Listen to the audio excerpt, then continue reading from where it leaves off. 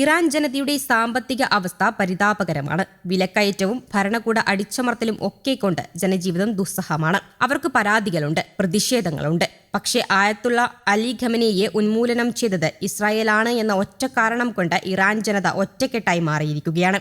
വിദേശത്ത് ജീവിക്കുന്ന ഇറാനികൾ ആഹ്ലാദ പ്രകടനം നടത്തുന്നുവെങ്കിലും അതൊക്കെ ചെറിയ ഗ്രൂപ്പുകൾ മാത്രമാണ്. പക്ഷേ പലരും ആയത്തുള്ള അലി ഖമനേയി ക്രൂരനും മതഭ്രാന്തനുമൊക്കെയാണെന്ന് പറയുന്നുണ്ട്. പക്ഷേ ലോകമെമ്പാടുമുള്ള ഷിയാ മുസ്ലിങ്ങൾക്ക് അദ്ദേഹം ദൈവതുല്യനായിരുന്നു. ഇസ്രായേലും അമേരിക്കയും വ്യോമനാവികസേനകളെ ഉപയോഗിച്ചുള്ള ആക്രമണം നടത്തിയിരിക്കുകയാണ്. അതിൽ അവർ വിജയിക്കുകയും ചെയ്തു. പക്ഷേ മതം തലയ്ക്ക് പിടിച്ച 6 ലക്ഷത്തോളം വരുന്ന ഇറാനിയൻ ആർമിയെ അവിടെ പോയി കരയുദ്ധത്തിൽ നേരിടാൻ കഴിയില്ല. അങ്ങനെ ഒരു വിഡിത്തം ഇസ്രായേലും അമേരിക്കയും കാണിക്കുകയുമില്ല. ഇറാന്റെ കയ്യിലുള്ള വൻ മിസൈൽ ശേഖരമെല്ലാം വ്യോമ ആക്രമണത്തിൽ നശിപ്പിക്കുക, ഇപ്പോഴത്തെ ഭരണ നേതൃനിരയെ പൂർണ്ണമായും തുടച്ചു നീക്കുക എന്നതിനു വേണ്ടി മാത്രമായിരിക്കും ഇസ്രായേലും അമേരിക്കയും ശ്രമിക്കുക. അതിൽ ഏറെക്കുറെ അവർ വിജയിക്കുകയും ചെയ്തു. പക്ഷേ അതൊക്കെ താൽക്കാലികം മാത്രമാണ്. ഇറാനിലെ ജനങ്ങൾ ഭരണകൂടത്തിനെതിരെ രംഗത്ത് വരാതെ ഇറാനിൽ ഭരണമാറ്റം ഉണ്ടാകില്ല. ഉപരോധം കൊണ്ട് എത്രയൊക്കെ വരിഞ്ഞു മുറുക്കിയാലും കാര്യമില്ല. മതം തലയ്ക്ക് പിടിച്ച ജനതയ്ക്ക് പുഴുത്തു ജീവിക്കുന്നതൊന്നും ഒരു പ്രശ്നമല്ല. ഇറാനിലെ ഭരണകൂടത്തിനെതിരെ തെരുവിലിറങ്ങാൻ ഇറാൻ ജനതയോട് അമേരിക്കൻ പ്രസിഡന്റ് ട്രംപ് ആവർത്തിച്ചു പറയുന്നതിന് പിന്നിൽ ഇതുതന്നെയാണ് കാരണവും.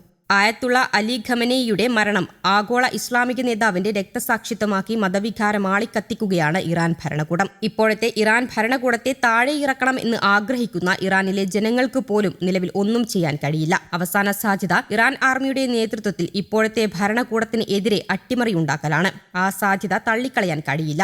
വലിയ അത്ഭുതമൊന്നും സംഭവിച്ചില്ല എങ്കിൽ 2-3 ദിവസം കൂടി ഇറാനിൽ പരമാവധി ബോംബിട്ട ശേഷം ട്രംപ് സ്ഥലം കാലിയാക്കും. ഇസ്രായേലും പരമാവധി നാശനഷ്ടം ഇറാനിൽ ഈ ദിവസങ്ങളിൽ ഉണ്ടാക്കാനും സാധ്യതയുണ്ട്. യുദ്ധം നീണ്ടുപോയാൽ നഷ്ടം അമേരിക്കയ്ക്കും ഇസ്രായേലിനും ഗൾഫ് രാജ്യങ്ങൾക്കും മാത്രമായിരിക്കും. യുദ്ധത്തിൽ ആരെയാണ് നേരിടുന്നത് എന്നത് മുഖ്യമാണ്. ആധുനിക ലോകത്ത് ജീവിക്കുന്ന മനുഷ്യർക്ക് നീണ്ട യുദ്ധം ചെയ്യാൻ താല്പര്യമില്ല. ചെറിയ സംഘർഷങ്ങൾ പോലും പെട്ടെന്ന് അവസാനിപ്പിക്കാനാകും ശ്രമിക്കുക. ഉക്രൈൻ റഷ്യ യുദ്ധം പോലും ഏതെങ്കിലും കാലത്താണ് നടക്കുന്നത്.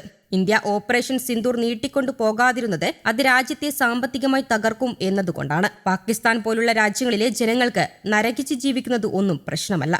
മതത്തിനാണ് അവർ പ്രാധാന്യം നൽകുന്നത്. ചൈന 1979 ഫ്രീ മാർക്കറ്റ് സംവിധാനത്തിലേക്ക് വന്നപ്പോൾ ആദ്യം എടുത്ത തീരുമാനം അടുത്ത 50 കൊല്ലം യുദ്ധം ഉണ്ടാകരുത് എന്നതായിരുന്നു. ഇറാന്റെ കാര്യം നോക്കിയാൽ അവർക്ക് വെള്ളം ഇല്ലെങ്കിലും ഭക്ഷണം ഇല്ല എങ്കിലും കറന്റ് ഇല്ല എങ്കിലും ഒരു പ്രശ്നവുമില്ല. മരിച്ചാൽ അത് വിശുദ്ധ യുദ്ധത്തിൽ മരിച്ചതാണ് എന്ന് അവർ വിശ്വസിക്കും. അവർക്ക് ഒന്നും നഷ്ടപ്പെടാനില്ല. അതേസമയം ഗൾഫ് രാജ്യങ്ങളെ നോക്കുമ്പോൾ അവർ ആധുനിക സൗകര്യങ്ങളോടെ ജീവിക്കുന്നവരാണ്. ഒന്നാമതായി അവർക്ക് യുദ്ധം ചെയ്യാനൊന്നും അറിയില്ല. രണ്ടാമതായി യുദ്ധമുണ്ടായാൽ രാജ്യത്തിനുണ്ടാകുന്ന നഷ്ടം അവർക്ക് നന്നായി അറിയാം. അതുകൊണ്ടാണ് ഇറാൻ ഇത്രയും കയറി ആക്രമണം നടത്തിയിട്ടും ഗൾഫ് രാജ്യങ്ങൾ മുന്നറിയിപ്പ് നൽകി മിണ്ടാതെയിരിക്കുന്നത്. 1990 ഇറാഖ് കുവൈറ്റിനെ കീഴടക്കിയത് 12 മണിക്കൂറിൽ താഴെ സമയമെടുത്താണ്. അത് നമ്മൾ ഓർക്കണം. ഗൾഫ് രാജ്യങ്ങൾ കഴിഞ്ഞ 36 മണിക്കൂറിനിടെ ഇറാന് 1437 മുന്നറിയിപ്പുകൾ നൽകി. അമേരിക്കയെ ഇത്രയും കാലം വിശ്വസിച്ച ഗൾഫ് രാജ്യങ്ങൾ ഇനിയെങ്കിലും പാഠം പഠിക്കും എന്നു കരുതാം. സ്വയം ശക്തി പ്രാപിച്ചില്ല എങ്കിൽ എന്ത് സംഭവിക്കും എന്ന് ഇപ്പോൾ അവർക്ക് മനസ്സിലായി കാണും. എല്ലാവർക്കും അവരവരുടെ രാജ്യ താൽപര്യങ്ങളാണ് വലുത്. അമേരിക്ക ഒരു വശത്ത് ഇറാനിൽ ബോംബിടുന്നു, മറുവശത്ത് ഗൾഫ് രാജ്യങ്ങൾക്ക് ഇറാന്റെ മിസൈലുകൾ പ്രതിരോധിക്കാൻ പ്രതിരോധ ഉപകരണങ്ങൾ വിൽക്കുന്നു. ചൈന വ്യോമ പ്രതിരോധ സംവിധാനം എന്ന് പറഞ്ഞ് പാകിസ്ഥാനെ പറ്റിച്ചതുപോലെ ഇറാനെയും പറ്റിച്ച് ഇറാനിൽ നിന്ന് ആവശ്യത്തിന് എണ്ണ വാങ്ങി. ചൈനയുടെ വ്യോമ പ്രതിരോധ സംവിധാനം ഇറാന്റെ കയ്യിലും ഉണ്ടായിരുന്നതുകൊണ്ട് അമേരിക്കയും ഇസ്രായേലും വിട്ട എല്ലാ മിസൈലുകളും ലക്ഷ്യം കണ്ടു. യുദ്ധത്തിൽ തകർന്ന ഗൾഫ് രാജ്യങ്ങളുടെ പുനർനിർമ്മാണത്തിന് വേണ്ട പ്രൊജക്ടുകളുടെ ആലോചനയിലാണ് ഇപ്പോൾ കോർപ്പറേറ്റ് ലോകം. അതിന്റെ സാധ്യതകളെക്കുറിച്ചാണ് അവിടെ ചർച്ചകൾ നടക്കുന്നത്. News desk, Kerala Kaumudi.